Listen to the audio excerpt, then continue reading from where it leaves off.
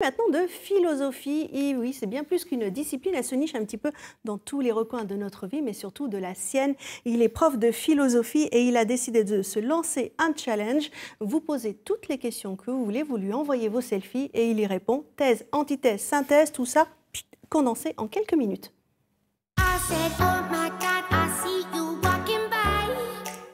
Bon, Sylvain, nous la philo, thèse, antithèse, synthèse, on imagine des heures et des heures de discours.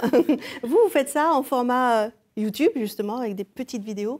L'idée, c'est que ce soit accessible à tous. Ouais. Je trouvais que ça manquait un petit peu sur Internet des formats très courts. Alors, sur ma chaîne, il y a aussi des formats plus longs qui sont des conférences que j'ai pu donner à Nantes, à Valette, donc notamment pour l'association Philosophia et l'association Méditer, M-Éditer, qui a eu la bonne idée, là, pendant le confinement notamment, de faire une sorte de petite synthèse pour les bons clients, je dirais. Donc, comme j'avais quand même pas mal de vidéos déjà de tournées ou d'extraits de vidéos, on m'a créé cette chaîne donc, qui s'appelle Sylvain Portier Philosophe. Bon, un philosophe, je sais pas, mais bon, prof de philo, c'était trop long. Du coup, on m'a dit, après, voilà, c'est ta chaîne, tu en fais ce que tu veux. Et je me suis dit, tiens, pour m'amuser et puis aussi pour dépoussiérer un petit peu la philo, 2 fois par semaine, je réponds en moins de 5 minutes à une question qu'on m'a posée en essayant de donner un éclairage justement philosophique, des petits conseils de lecture, mais surtout en faisant en sorte que ce soit pas trop justement austère et puis que moi, j'y prenne aussi du plaisir parce que je ne travaille bien que dans le plaisir. Vous avez bien raison, surtout pour la philo, hein, il faut nous dépoussiérer ça pour justement nous attraper.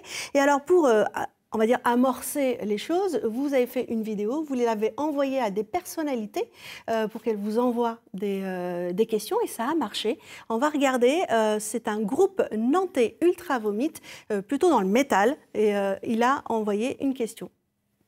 Bonjour à tous, bonjour à tous les étudiants en philosophie et surtout bon courage. Nous, on est au café là et on se posait une petite question finalement. Café philo, Mana. Café philo. On se posait une question, finalement. Pourquoi le pourquoi? Alors, pour leur répondre, vous êtes allé sur le site du Hellfest. Vous êtes juste à côté, puisque vous êtes de Clisson. Vous aimez le métal particulièrement?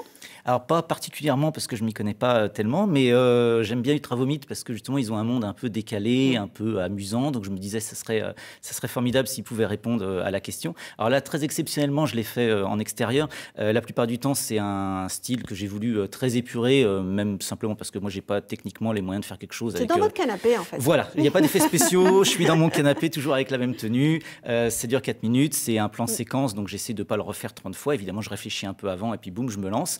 Et puis, là exceptionnellement c'était le 50e épisode, donc je me suis dit je vais leur faire un petit clin d'œil, je vais aller faire ça sur le site du Hellfest. On écoute le début de votre réponse, on ne va pas mettre les 4 minutes, mais écoutez. Alors leur question c'est pourquoi le pourquoi? C'est très très bon. Ça a l'air absurde, mais peut-être pas tant que ça. Moi, je vois 2 sens possibles. Soit on se demande pourquoi, c'est-à-dire qu'à chaque fois qu'on donne une réponse, on se demande mais pourquoi? Un peu comme les enfants qui font ça quand ils sont tout petits. Alors, ils font ça essentiellement parce qu'ils voient que ça capte l'attention des grands. Des fois, ça perdure un petit peu, et puis on continue à se poser plein de pourquoi quand on est adolescent, et puis quand on est des grands enfants, comme les profs de philo, par exemple. Et ça consiste à faire justement une interrogation soit théologique, philosophique ou scientifique sur le monde. Pourquoi? Alors, en science, par exemple, on va dire pourquoi la Terre tourne-t-elle autour du Soleil? Parce qu'il y a la gravité. Mais pourquoi? Alors on va dire parce qu'il y a des bosons de Higgs qui interagissent avec des champs gravitationnels. Mais pourquoi? Parce que, bon, et puis à la fin on remonte à un pourquoi qui n'a plus de raison d'être. On va dire il y a un mur, on ne sait pas, ce qu'on appelle le mur de Planck. Il y avait un Big Bang, puis voilà. Et pourquoi? On ne sait pas. En religion. Voilà, et ça continue comme ça, mais pour avoir la réponse finalement à cette question, il faut regarder la chaîne YouTube. Vous avez 600 abonnés pour l'instant, et puis ça grossit tranquillement. Vous avez eu d'autres personnalités qui ont répondu, notamment dans le showbiz, dans le cinéma, dans la musique et dans la politique aussi. Il y a eu Benoît Hamon, Benoît Cazeneuve, Bernard Cazeneuve et aussi notre président François Hollande. Tout à fait.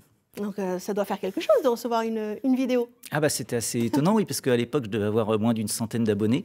Et puis, parce que aussi, ça me fait rire. Puis j'ai toujours aimé un peu les célébrités. Dans le temps, on pouvait aller les voir en vrai. Donc j'ai été voir beaucoup de personnalités politiques, notamment dans des meetings. J'aimais beaucoup ça. J'ai une sorte de fétichisme là-dessus, je ne sais pas trop pourquoi. Et je me suis dit, tiens, ça peut être marrant d'avoir des guest stars, si on veut. Et donc, je me suis lancé ce défi-là aussi. Et puis, j'ai beaucoup d'absence de réponse. Et puis, quelques-uns qui me répondent non, donc c'est déjà gentil. Et puis, quelques-uns qui me répondent oui. C'est une belle surprise. Voilà, donc là, notamment le président Hollande. On l'écoute? Voilà. Quelle est la question de François Hollande? La question philosophique mais qui va peut-être bien au-delà de la philosophie, c'est est-il raisonnable d'aimer? Elle est pas mal, elle est très bonne cette question, surtout venant du président Hollande. Oui, alors ce que j'ai beaucoup apprécié Comment aussi, vous avez répondu? il y a eu plusieurs guest stars, donc comme je vous disais, et en fait, alors je ne sais pas si c'est conscient ou inconscient, mais à chaque fois ça colle quand même beaucoup à la personne concernée. J'ai une question de Pascal Légitimus sur le racisme, une question de Bruno Gollnisch, le meilleur ami de Jean-Marie Le Pen, sur la morale en politique, une question de Vanessa Demouy, une actrice assez réservée sur la gentillesse, pourquoi la gentillesse est-elle si mal perçue de nos jours. Donc à chaque fois, je suis surpris par la question, mais en même temps amusé. On voit un peu les traits de la personnalité des gens qui vous répondent. Qu'est-ce que vous en pensez? Moi, je trouve ça super parce que finalement, d'une discipline qui est la philosophie, et je me mets à la place d'étudiants, d'élèves, et ben finalement, vous leur donnez ce côté fun, très accessible, et on ne se fait pas une image aussi difficile de cette discipline. Et du coup, félicitations, parce que ça correspond quelque part aussi à ce qu'on veut pouvoir lancer comme message à travers son futur, en se disant que les choses sont simples et accessibles à travers des personnalités comme les vôtres. C'est très gentil. Oui, c'est ça. C'était ça l'idée, c'est de se dire que la philosophie, c'est pas forcément réservé à des personnes qui sont capables de lire la critique de la raison pure de Kant en allemand.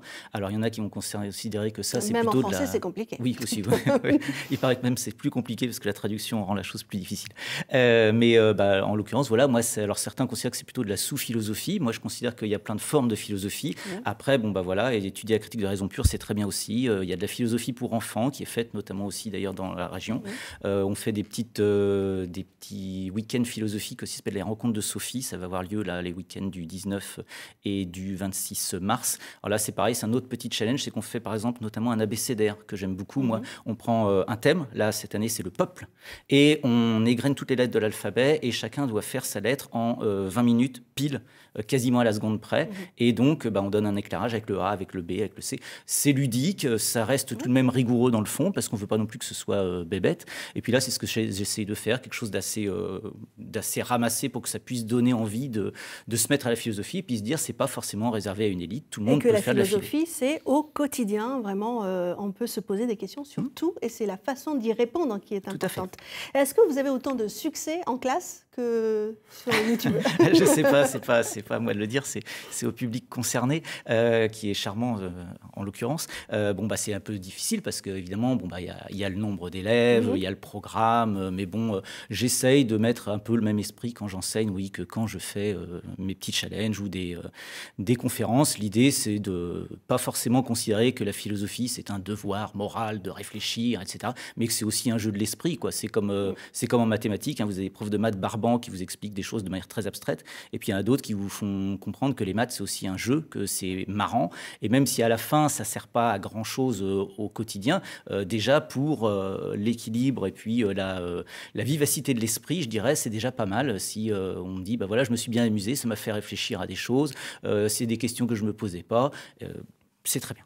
Bravo à vous. En tout cas, vous donnez envie de retourner sur les bancs du lycée et d'étudier la philosophie. Merci beaucoup, Sylvain. Je montre juste ce livre que vous venez tout juste, il est tout frais, de faire paraître. C'est 20 philosophes incontournables aux éditions Ellipse. Donc là, voilà, c'est un petit peu plus long que les 4 minutes de YouTube, mais justement, ça permet avec le même état d'esprit, c'est-à-dire qu'il y a 4-5 pages par philosophe, j'emploie pas de mots trop compliqués. Après, on peut aller plus loin aussi, mais l'idée, c'est que c'est un peu pour les lycéens, les étudiants ou simplement les grands qui veulent se remettre à la philo en se disant tiens, j'ai pas eu que ça à faire non plus dans ma vie, mais j'ai 30, 40, 70 ans, c'est pas délirant de se dire tiens, finalement c'est qui Marx, c'est qui Aristote, et puis là il y a 4-5 pages qui expliquent en gros. Et voilà, pour s'y remettre. Merci beaucoup Sylvain d'être venu sur ce plateau, à très bientôt et bonne continuation à vous.